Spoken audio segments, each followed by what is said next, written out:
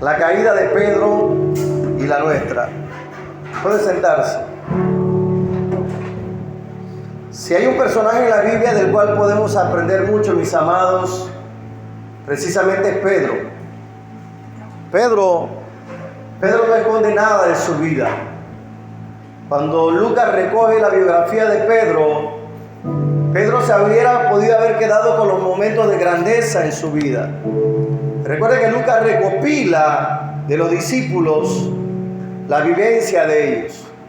Y Pedro pudiera haberse quedado con ese momento glorioso cuando dice, por medio del Espíritu Santo, una de las descripciones más grandiosas de nuestro Salvador: tú eres el Cristo, el Hijo del Dios viviente. Quizás en la biografía, cuando Lucas recopila de Pedro, él puede haberse quedado con el Pedro arriesgado que camina sobre las aguas, y pudo haber omitido la estrepitosa caída que él tuvo. Pero Pedro no lo hace. Pedro también cuenta a Lucas, quizás con lágrimas, la terrible caída que él tuvo en su vida como creyente. Pedro, en su momento de debilidad, su momento de caída, y honestamente yo no conozco a otro hombre en la Biblia que nos dé tanto consuelo como Pedro. Cuando miramos las fallas, las debilidades de su carácter y lo que Cristo hizo en él, Pedro nos da esperanza. Cuando dicen amén. Hay esperanza para pecadores como tú y como yo en esta mañana. Esta historia de la caída y negación de Pedro ilustra cómo todos nosotros también hemos negado a Jesús de una u otra manera. Porque hay muchas formas en que nosotros podemos negar a Jesús. Algunas personas pueden negarlo abiertamente y escandalosamente como Pedro, mientras que otros pueden hacerlo indirectamente, como cuando priorizan otras cosas por encima de su relación con Dios, o cuando actúan en contra de los principios de la palabra del Señor. El punto, mis amados, es que todos tenemos una naturaleza caída y todavía luchamos con el pecado, y por tanto todos hemos negado a Jesús en algún momento de nuestras vidas. Por eso la advertencia del Señor es: así que el que piensa está firme, mire que no caiga. Porque nunca estamos tan cerca de la caída que cuando pensamos que no podemos caer. Y hay al menos varios elementos que predecen la caída del cristiano. Pero si hay uno en común, mis amados hermanos, es el orgullo y la altivez del corazón. Mis amados, el orgullo siempre precede a la caída del creyente. Proverbios 16:18 dice: antes del quebrantamiento es la soberbia, y antes de la caída la altivez del corazón. Y mi intención con este sermón, mis amados, es que cada uno de nosotros podamos vernos en el cuadro de Pedro, que juntos podamos ver algunas cosas puntuales que suceden camino a la caída, y que con la ayuda del Señor podamos evitarlo lo más que podamos. Y si ya hemos caído como Pedro, podamos correr a llorar junto a Pedro amargamente, y que junto a Pedro podamos lamentarnos por nuestro pecado y así encontrar restauración en nuestro buen y amoroso Padre Celestial. Así que la intención mía es que podamos ver cómo se da la caída en la vida de Pedro, y cómo regularmente cuando algún creyente cae, necesariamente siempre ocurren algunas cosas puntuales. Y lo primero que vemos en este pasaje es la ignorancia o ignorar la seria advertencia de labios de nuestro Salvador. El comienzo del descenso espiritual, mis amados, comienza cuando ignoramos o incluso despreciamos la palabra de advertencia de parte de Dios. Ya el Señor Jesús le había dicho a Pedro en el pasaje de Lucas 22, 31 al 34, una palabra de advertencia. Pero Pedro no la obedeció, no se detuvo a pensar, no tomó tiempo para meditar. Es más, se apresuró a contestar. El Señor le había dicho: Simón, Simón, mira que Satanás te ha pedido para zarandearte como a trigo, pero yo he orado para que no falle tu fe, y tú, una vez vuelto, confirma a tus hermanos o fortalece a tus hermanos. Pero Pedro no se detiene a meditar en eso.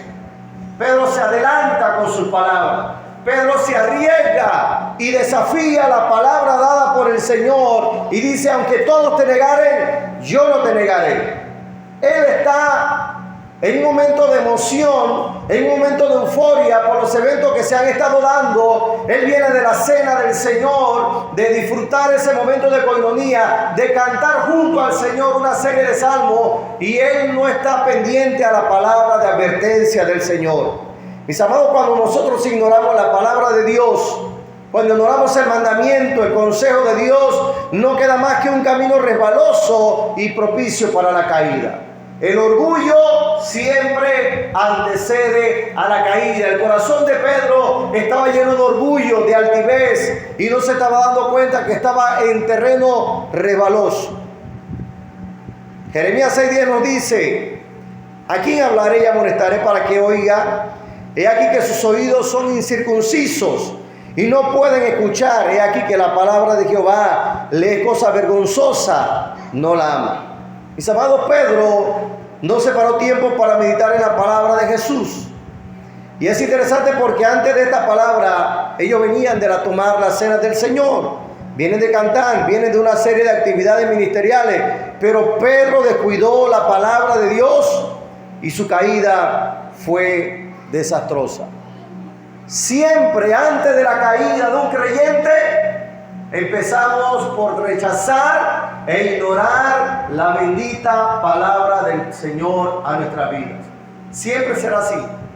Siempre es así. Es un patrón, mis amados hermanos. El descuido de la palabra del Señor en la vida del creyente es el primer elemento rumbo a la caída desastrosa del creyente. Y usted puede verlo, mis amados hermanos, a lo largo de todas las Escrituras. Usted lo va a ver. Usted puede tomar varias historias de las Escrituras referente a la caída de hombres de Dios, y todas empezaron con ignorar o desobedecer la palabra de Dios. Por ejemplo, la primera caída registrada en la Biblia, ¿con quién se da? A ver, ¿quiénes fueron los primeros que cayeron? ¿Adán y qué? Adán y Eva. Ellos gozaban de los privilegios de habitar en la presencia de Dios. Pero Dios le había dado una ¿qué? Una palabra. Le había dado una advertencia. Y mandó Jehová Dios al hombre diciendo: de todo árbol del huerto podrás comer, mas del árbol de la ciencia del bien y del mal no comerás, porque del día que en él comieres, ciertamente morirás. Había una palabra dada por Dios. Pero ¿qué hizo Adán y Eva? Dudaron de la palabra del Señor. Satanás entra en escena y cuestiona la palabra de Dios. Les hace dudar, tuerce lo dicho por Dios y lo apartó de la palabra de Dios cuando le dijo: ¿con que Dios os ha dicho? Obsérvelo detalladamente. Adán y Eva caen porque dudan de la palabra de Dios. Ponen en tela de duda el mandamiento del Señor. Comienzan a cuestionar la palabra del Señor. Y Satanás le dice: no moriréis, sino que sabe Dios que el día que comáis de este árbol serán abiertos vuestros ojos y seréis como Dios, sabiendo el bien y el mal. La caída de Adán y Eva comienza cuando ignoran la bendita palabra del Señor. Y la Biblia está llena de muchos ejemplos como eso. La caída de David empezó con David ignorando el mandato que Dios le había dado a los reyes. La palabra de Dios claramente dice que los reyes tenían que salir a la guerra. Los reyes no podían quedarse en su casa durmiendo cuando era temporada de guerra, cuando era tiempo de guerra. Había una palabra dada por Dios, pero ¿qué hace David? La ignora. Se recuesta, se queda durmiendo mientras otros pelean, y la caída de David fue estrepitosa. Sansón, La caída de Sansón empezó con un olvido y un descuido voluntario de la palabra dada por Dios cuando se le dijo que en él había un voto de Nazareo que no podía ser dado al vino ni a mujeres que no fueran israelitas. Pero esto fue ignorado y vinieron las consecuencias. La caída de Pedro, la caída de Adán y Eva, la caída de David, la caída de Sansón, la caída de cualquier creyente, mi amado hermano, cuando usted comienza a trastocar o investigar, comienza con un descuido de la palabra del Señor. Por eso en esta mañana yo te animo, no descuides la palabra del Señor. Porque el primer paso a la caída del creyente se da cuando descuidamos la palabra del Señor. Número 2. La segunda cuestión que sucede antes de la caída de Pedro y de la caída de nosotros como creyentes es cuando tenemos un excesivo o una excesiva confianza en nosotros mismos. Lucas 14, 29 al 31. Entonces Pedro, después de la palabra que Dios le da, él dice, aunque todos se escandalicen, yo no me voy a escandalizar. Yo soy el hombre de la revelación. Yo soy el que hace un par de capítulos atrás dije que tú eres el Cristo, el Hijo del Dios viviente, y yo soy casi un teólogo. Yo tengo experiencia, ya yo tengo 3 años caminando con Cristo. Yo no me voy a escandalizar. Y Jesús le dice, Pedro, te estoy diciendo que esta noche, antes que el gallo haya cantado 2 veces, me negará 3 veces. Y mire lo que dice el pasaje. Mas él con mayor insistencia decía, si me fuera necesario morir contigo, no te negaré. Mis amados, el segundo escalón hacia la caída de Pedro fue el exceso de confianza en sí mismo. Él creía que la tenía toda consigo. Él creía que ya él podía manejar esa situación. Él creía que podía manejar eso por la experiencia que tenía. Mis amados, quiero decirte que esta mañana nosotros los creyentes nunca nos llegamos a convertir en profesionales en la vida cristiana. No existe tal cosa como el profesional cristiano. No lo existe. Todos somos vulnerables al pecado. Todos somos vulnerables a caer, desde el pastor hacia abajo. Todos somos vulnerables a caer, mis amados hermanos. Todos somos propensos a caer. Y el exceso de autoconfianza de Pedro fue una de las causas de su caída espiritual. Y Pablo nos dice en Filipenses 3:3, mírenlo conmigo, Filipenses 3:3, porque nosotros somos la circuncisión, los que en espíritu servimos a Dios y nos gloriamos en Cristo, no teniendo confianza en la carne. Nuevamente, nosotros somos la circuncisión, los que en espíritu servimos a Dios y nos gloriamos en Cristo Jesús, no teniendo confianza en la carne. Mi amado, esta carne, esta naturaleza caída es traicionera. No importa cuántos años tengamos en el Evangelio, no importa cuántas veces hemos cantado en el altar, no importa cuántas veces hemos tocado en el piano, no importa cuántos sermones hemos predicado, esta carne es traicionera. Así es, amén. Y cuando Pablo escribe este pasaje, mis amados, no le está escribiendo a un novato en la fe. Pablo ya tiene años en la fe, años sirviendo en el ministerio, años viendo a muchos caer como Himeneo y Fileto, años viendo a otros apartarse de la fe, y sigue diciendo, no teniendo confianza en la carne.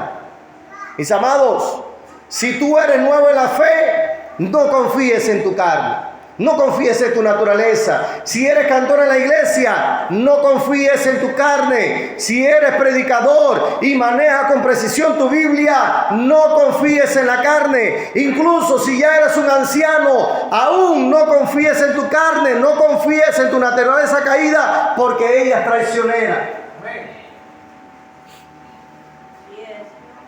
Ten cuidado cuando tu engañoso corazón te diga frente a la tentación, no pasa nada. Solo es un momento, solo es una caricia.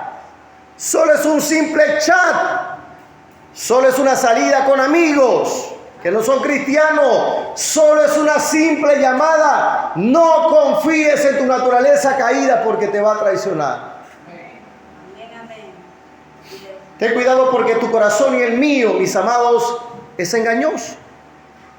Jeremías, hablando sobre el corazón, dice: engañoso es el corazón más que todas las cosas y perverso. ¿Quién lo conocerá? Ese es el corazón tuyo y el mío, mi amado hermano. Eso no es simplemente un retrato del corazón del que no es creyente. Es que nuestro corazón, aún siendo creyente, todavía sigue siendo engañoso. Todavía sigue teniendo perversidad. Y recuerdo en estos días que alguien en confianza me decía: yo no sé cómo me está pasando esto a mí. Tengo años en la fe y nunca me habían pasado pensamientos vulgares, pensamientos de sexualidad. Y estoy hablando de una persona con años en la fe, una persona casada, una persona íntegra, y me decía: nunca me había pasado esto en la vida, Moisés. Porque el corazón es perverso, porque el corazón es engañoso. El segundo paso a la caída de Pedro y la del creyente se da por el exceso de confianza. Hermano, nuestro corazón es perverso. Así que cuando tú pienses que es una simple llamada, o un simple chat, o una simple caricia, ten cuidado porque estás en terreno peligroso. Así es. Ten cuidado. Número 3. El descuido del arma de la oración.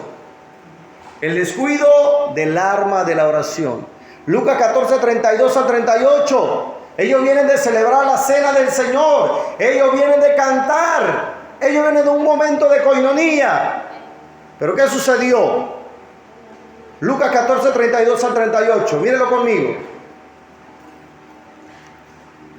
Todo esto se da antes de la caída de Pedro. Mi hermano, nadie cae de la noche a la mañana en un pecado. Absolutamente nadie. Y Pedro, dice la Biblia, vinieron pues después de la cena del Señor, después de cantar, vinieron a un lugar que se llamaba Getsemaní, y dijo a sus discípulos: sentaos aquí entre tanto que yo oro. Y tomó consigo a Pedro. El Señor lo estaba tratando de librar. Lo estaba llamando a la oración. Lo estaba llamando a la comunión. Llamó a Pedro, a Jacobo y a Juan y comenzó a entristecerse y a angustiarse. Y le dijo: mi alma está muy triste hasta la muerte. Quedaos aquí y velad. Yéndose un poco más adelante, se postró en tierra y lloró, que si fuese posible pasara de él aquella hora. Y decía: Abba, Padre, todas las cosas son posibles para ti. Aparta de mí esta copa, mas no lo que yo quiera, sino lo que tú. Vino luego y los halló durmiendo. Y dijo a Pedro puntualmente: Simón, ¿duermes? ¿No has podido velar de una hora? Velad y orad para que no entréis en tentación. El espíritu a la verdad está dispuesto, pero la carne es débil. Mis amados, el Señor se lo está diciendo puntualmente a Pedro, a todos los que están ahí, pero puntualmente a Pedro: vela y ora para que no entres en tentación. Mi amado, el que no ora, o el que ora, no dejará de ser tentado, pero podrá vencer en medio de la tentación. Es decir, orar no nos exime de la tentación, pero el que ora tendrá la fortaleza en medio de la tentación. El que no ora siempre será presa de la tentación. Así de sencillo, mis amados. Oh, mi hermano, si tú estás siendo tentado, ora.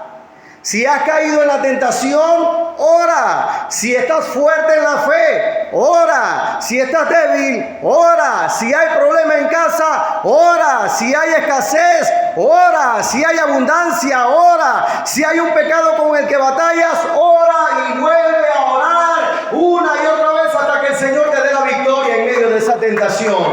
Pero no dejes de orar. Pedro no cayó porque no cantó. Pedro no cayó porque no celebró la cena del Señor. Pedro cayó porque descuidó la arma de la oración. Oh, mis amados, nosotros podemos hacer 1000 cosas en la iglesia, podemos tener 1001 programas, podemos cantar horas en un concierto, pero ¿cómo nos cuesta orar? Y si no oramos, seremos propensos a entrar en la tentación.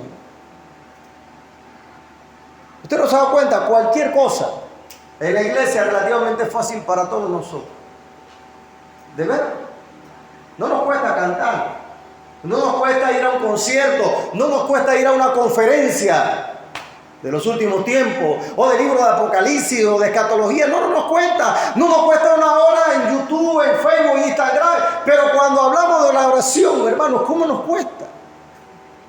A todos. Pedro no veló, no oró, no meditó en la palabra del Señor y entró al zarandeo de Satanás y cayó en la tentación. Mis amados, había una palabra.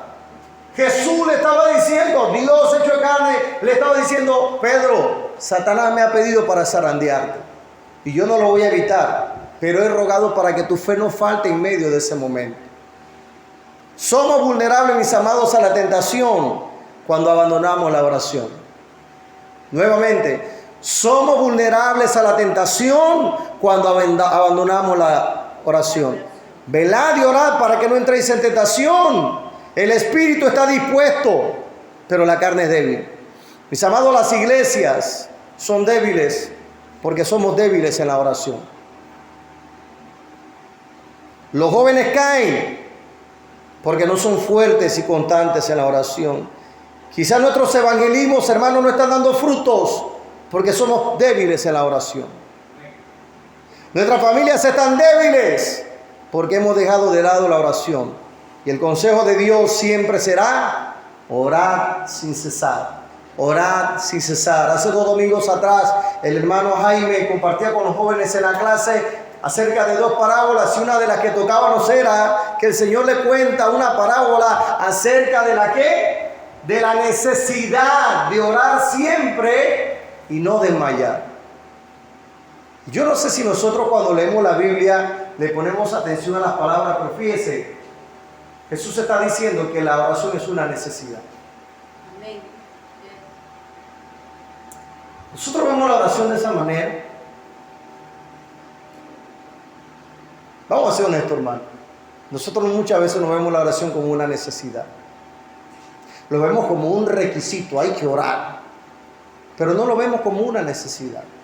Y el Señor dice acerca de la necesidad de orar siempre. ¿Por qué? Porque siempre estamos siendo probados, siempre estamos siendo tentados en nuestro carácter, en nuestra sexualidad, en nuestros pensamientos, con la ira, con el enojo, con un montón de cosas.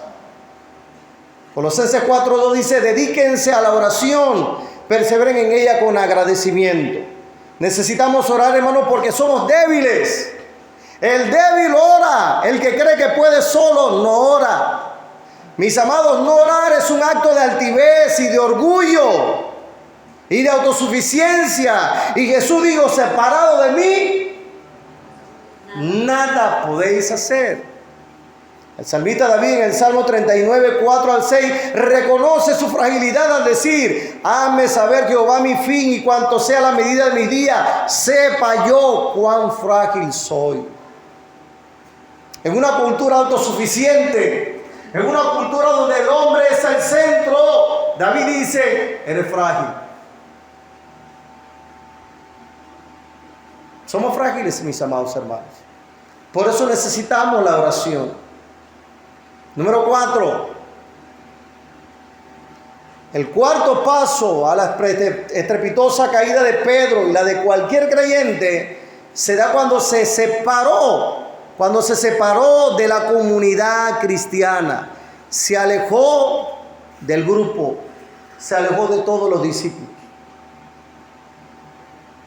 Lucas 26:57 nos dice: los que prendieron a Jesús le llevaron al sumo sacerdote Caifás, a donde estaban reunidos los escribas y los ancianos, mas Pedro le seguía de lejos, ya no de cerca, ya no con el grupo. Mire, mi hermano, este pasaje, hermano, es tan claro y evidente, y esto siempre será así. Aquel que camina en pecado, descuida la palabra, descuida la oración, tiene altivez y orgullo en su corazón. Pero esta cuarta característica ya es como quien dice, ya, hermano, la última resbalada. Comienza a aislarse de la comunidad cristiana. Se aparta de la grey del Señor, se aparta de la comunidad de los salvados. Y ese alejamiento de la comunidad cristiana del calor de la grey, ese mirá cuán bueno y cuán delicioso es habitar los hermanos en armonía, se convierte en un distanciamiento cada vez mayor cuando estamos en este proceso de la tentación. Antes nos sentábamos todos juntos a adorar al Señor. Ahora nos sentamos en la silla de los pecadores, en la senda de ellos.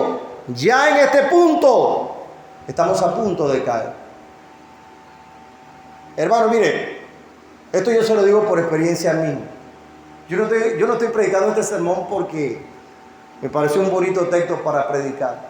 Es porque yo sé este proceso porque ocurrió en mi vida hace años atrás. Este pasaje es una vivencia de mi propia vida.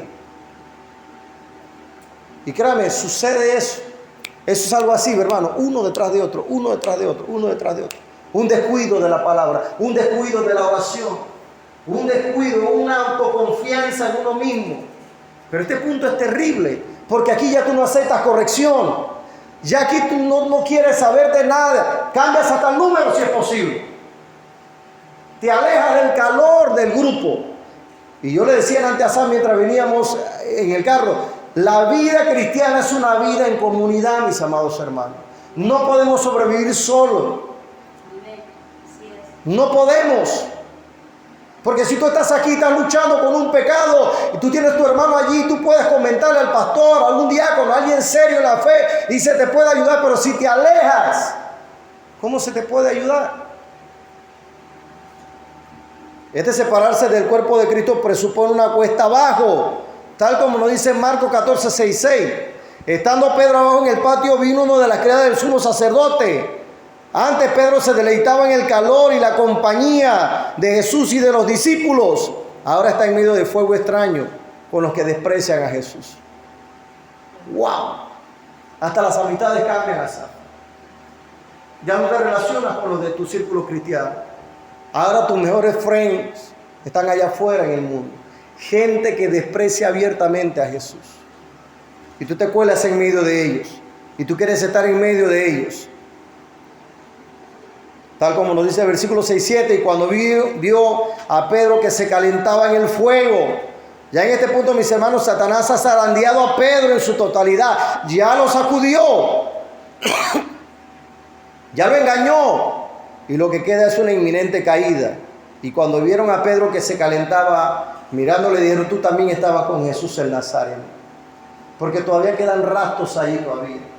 Todavía queda algo de Dios aún en medio de la caída, mis amados hermanos. Todavía queda algo allí. Mas él negó diciendo, no le conozco, ni sé lo que dice. Y salió a la entrada y cantó el gallo. Y la criada, viéndolo otra vez, comenzó a decir a los que estaban con ellos, este es de ellos. Pero él negó otra vez. Y poco después los que estaban ahí dieron otra vez a Pedro, verdaderamente tú eres de ellos, porque eres de Galileo. Y tu manera de hablar es semejante a las de ellos. Imagínense, había una conciencia más clara del impío, de que él y su forma de hablar le delataban como que no era parte del grupo, pero Pedro no lo puede ver, porque ya ha sido zarandeado. Dice el 71, entonces él comenzó a maldecir, a vulgarizar y a jurar. No conozco a este hombre de quien habláis. Hermano, hay un cambio de lenguaje. Hay palabras maldicientes. Y todo comenzó con un descuido de la palabra, un descuido de la oración, una autoconfianza en sí mismo y un alejamiento de la grey, del grupo. Pero mis amados hermanos, yo no quiero terminar este sermón con una nota amarga, sino que hay esperanza para aquellos que han caído. Sino que hay restauración. Y nuestro quinto punto y último es la restauración de Pedro y la nuestra. Lucas 14:71. Y el gallo cantó la segunda vez. Entonces Pedro se acordó de las palabras que Jesús había dicho: antes que el gallo cante 2 veces, me negarás 3 veces. Y pensando en esto, dice el pasaje, lloraba amargamente. ¿Tú alguna vez has llorado así amargamente, mi hermano? Cuando has fallado a tu Salvador.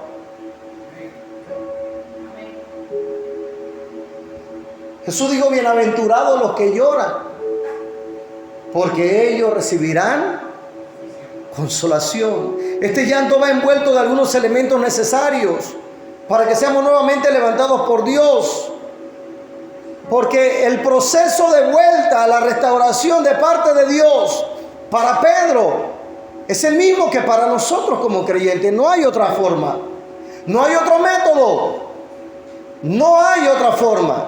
Esa es la forma de Dios. Lo primero que vemos en este pasaje es que Pedro se acordó de las palabras de Jesús. ¿Lo notaste en el pasaje? Dice: y acordándose de las palabras del Señor. Nuevamente a la palabra tuvo que volver. Esa palabra que había ignorado, esa palabra que había rechazado, Pedro, te están pidiendo para zarandearte. La ignoró, pero ahora, frente a la caída, frente al llanto amargo, dice la Biblia, Pedro se acordó de las palabras de Jesús.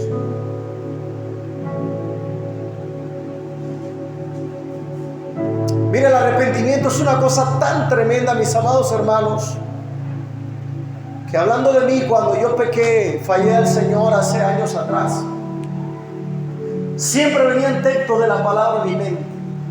Hermanos, eran como lanzas, eran como flechas a la mente, al corazón. Iba por la calle, iba un carro adelante y había un texto bíblico pegado en la parte de atrás del carro y venía otro dardo, otra palabra del Señor al corazón. Pedro se acordó de las palabras de Jesús. Ahora sí tomó tiempo para meditar en las serias advertencias de su amado Salvador. Es decir, volvió a amar la palabra de Dios. Lo segundo es que dice la Biblia, lloró amargamente. Este llanto va lleno de dolor. Ese dolor que se percibe por aquellos que realmente son de Dios aunque han caído. Son aquellos que han nacido de Dios, aquellos que han probado y han gustado del don celestial y que saben que no están bien. Saben que han pecado. Y pueden venir a la congregación, pero saben que están mal. Y Dios te dice: no sigas corriendo así.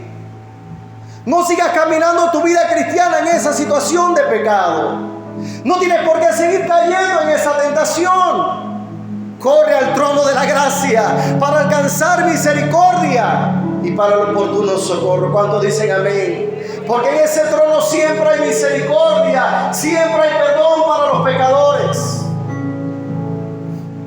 Mis amados, los días pasaron y Pedro todavía vuelve a la pesca con su corazón todavía destruido y triste. Pero lo hermoso de esta historia es que cuando Jesús se aparece a sus discípulos después de resucitar, mis amados, Jesús tenía todo el derecho de haber recriminado a Pedro por su pecado. El Señor pudo haberlo señalado y podía haberle dicho: te lo dije. Él podía haberle restregado y señalado y decirle: pecador, traicionero, ¿por qué me abandonaste? Sin embargo, Jesús va al verdadero fondo de la caída de Pedro y de la nuestra al preguntarnos, como a Simón, hijo de Jonás, ¿me amas más que estos?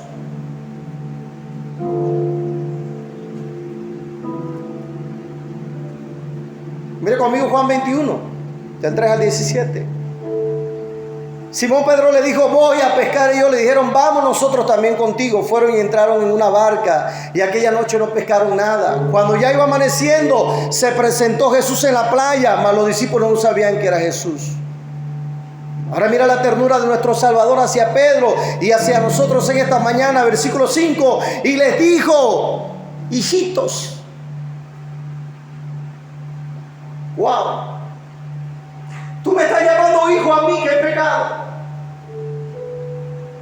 Tú me estás llamando hijo a mí que te he traicionado. Tú todavía tienes esa ternura para conmigo.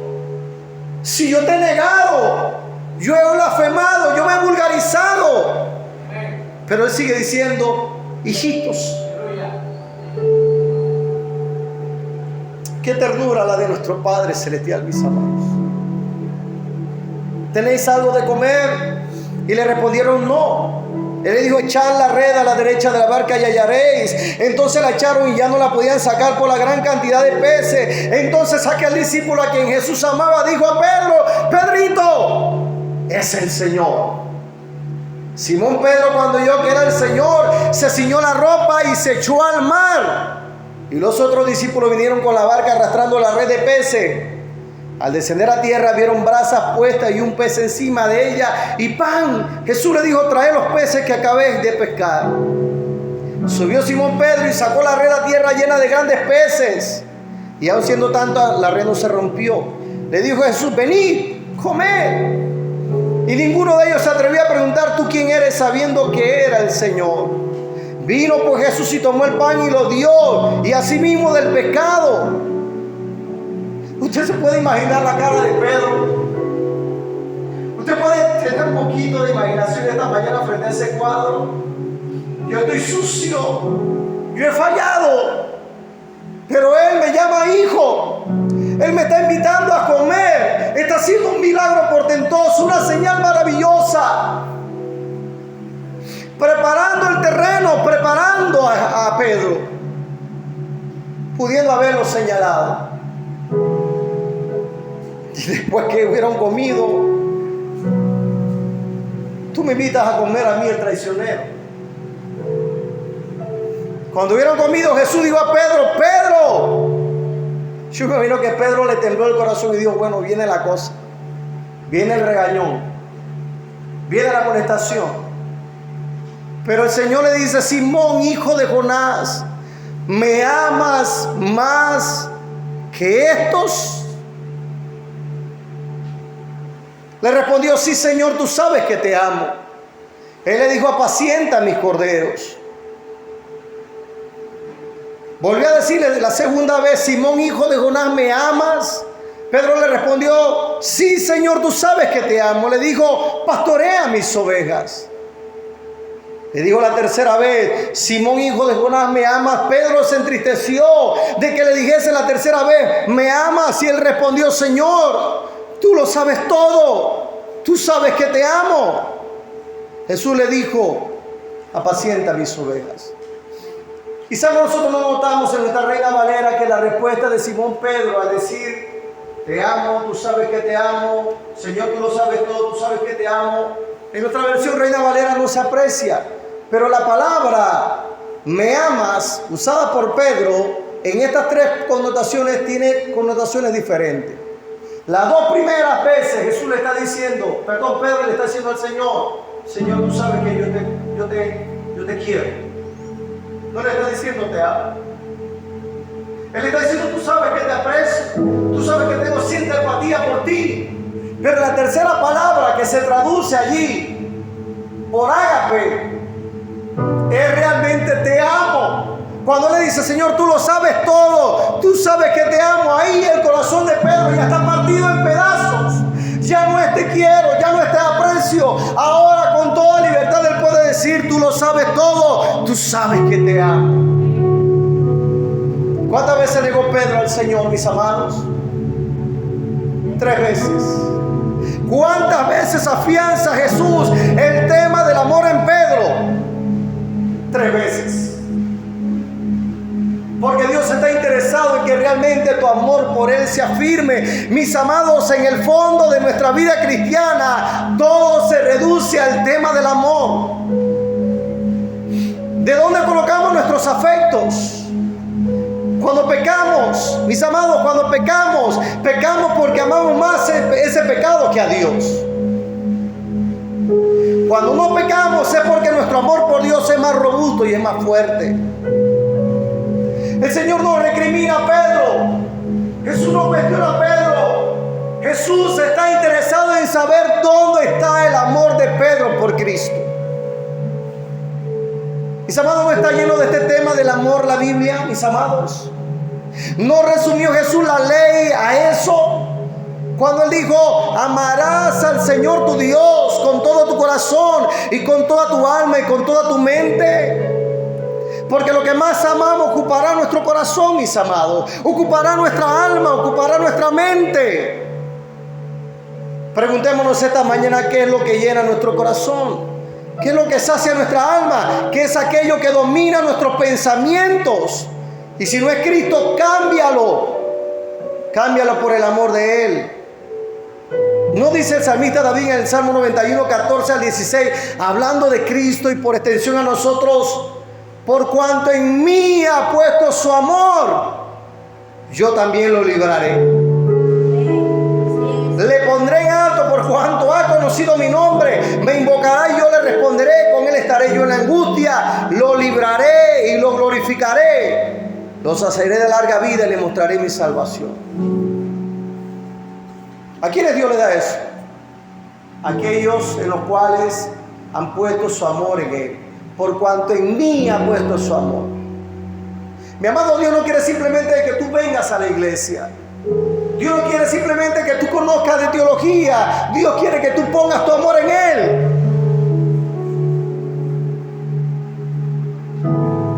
Mis amados, ¿dónde está puesto tu amor? Sé honesto. Seamos honestos con nosotros mismos y con Dios en esta mañana. Porque fíjate que este pasaje, el responder de Dios, el ser librado por Dios e incluso el ser salvado por Dios está claramente relacionado con el lugar donde está puesto nuestro amor. Pon tu amor en Cristo. No lo pongas en nada que no sea Él. Todo lo demás perecerá, todo lo demás cambiará, todo lo demás se envejecerá, todo lo demás se pudrirá, se terminará. Este tema del amor es crucial, que las palabras de Pablo quizás sonarán duras. En 1 Corintios 16, 22, el que no amare al Señor Jesucristo sea maldito. Wow. Hay una maldición que el Señor está dando a aquellos que no aman al Señor. El que no amare al Señor sea anatema, sea maldito. Oh, mis amados, que Dios encienda en este día en nuestros corazones una llama ardiente de amor por Cristo, para que podamos decir como Pablo cuando dijo, porque el amor de Cristo nos constriñe. Pensando esto, que si uno murió por todos, luego todos murieron, y por todos murió para que los que viven ya no vivan para sí, sino para aquel que murió y resucitó por ellos. Mi amado, el amor de Cristo constriñe tu corazón. Y esa palabra constriñe me llamó mucho la atención, porque esa palabra griega es un hecho, es un hecho. Y esa palabra es una palabra compuesta que significa junto y por sostener. De aquí que el significado es sostener junto o agarrar apretadamente. Esta palabra sugiere a gente con un sentido de apremio, una persona que es apretada, de tal forma que esa persona no puede escapar. Es decir, Pablo está diciendo que el amor de Cristo lo atrae, lo sostiene junto a su Salvador, lo aprieta a su Salvador y no lo deja soltarse. El amor de Cristo no nos deja lugar para otra alternativa, excepto que dedicar nuestras vidas enteras a Él. Pedro fue restaurado. Pedro fue levantado, mi amado hermano. La negación de Pedro no fue el final de su historia. Después de la resurrección, Pedro fue restaurado y se convirtió en un líder importante en la iglesia primitiva. Porque Dios puede restaurar a aquel que ha caído. De la misma manera tú y yo podemos ser restaurados por Dios y usar nuestra experiencia de negación como una oportunidad para crecer en la fe y servir a nuestro Dios. Pero para eso debemos ser honestos. ¿En qué lugar de la tentación estamos hoy, en esta mañana? Quizá tú apenas estés comenzando. Quizá tú apenas has descuidado la palabra de Dios. Quizá puede ser que otros ya hayan abandonado la palabra y la oración. Quizá puede ser que estás en ese tercer escalón donde tienes una excesiva confianza en ti mismo. Y esto regularmente pasa, hermano, cuando tenemos años en la fe. Cuando pasamos la barrera de los 10, 15, 20 años, ya creemos que tenemos experiencia. Y es cuando más Satanás nos pide para zarandear. Pero para Pedro hubo restauración, como la puede haber para cada uno de nosotros, si esta mañana reconocemos nuestra condición delante del Señor. Nos ponemos de pie.